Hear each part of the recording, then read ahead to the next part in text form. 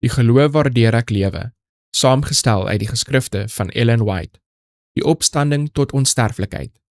Want as ons glo dat Jesus gesterwe en opgestaan het, dan sal God ook so die wat in Jesus ontslaap het, saam met hom bring. 1 Tessalonisense 4 vers 14. Vir die gelowige is Christus die opstanding en die lewe. En ons verlosser word die lewe wat deur sonde verlore gegaan het, herstel, want hy het die lewe in homself om lewend te maak wie hy wil. Hy is bekleed met die reg om onsterflikheid te gee.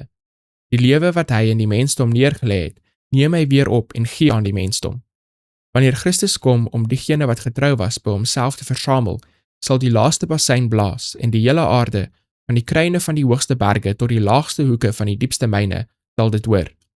Die regverdige dooies sal die geluid van die laaste bassein hoor en sal uit hul grafte tevoorskyn kom. Almal kom uit hul grafte tevoorskyn met dieselfde gestalte as toe hulle die graf ingegaan het. Adam, wat tussen die verre skare staan, is van hoë lengte en majesteuse gestalte en gestalte maar min benede die seun van God. Hy bied 'n duidelike kontras met die mense van latere geslagte. In hierdie een opsig word die groot degenerasie van die ras getoon. Maar almal staan op met die varsheid en krag van ewige jeug. Die sterflike, verganklike vorm, sonder skoonheid, eens besoedel met sonde, word perfek, pragtig en onsterflik.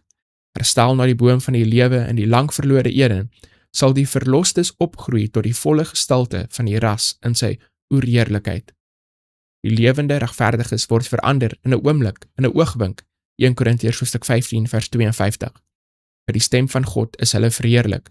Nou word hulle onsterflik gemaak, en saam met die verreëse heiliges word hulle opgeneem om hulle Here in die lig te ontmoet. Klein kindertjies word deur heilige engele in hulle moeder se arms gedra.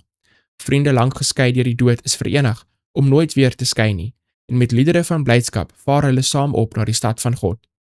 Al die kosbare dooies, van die regverdige Abel tot die laaste heilige wat sterf, sal ontwaak tot glorieryke onsterflike lewe.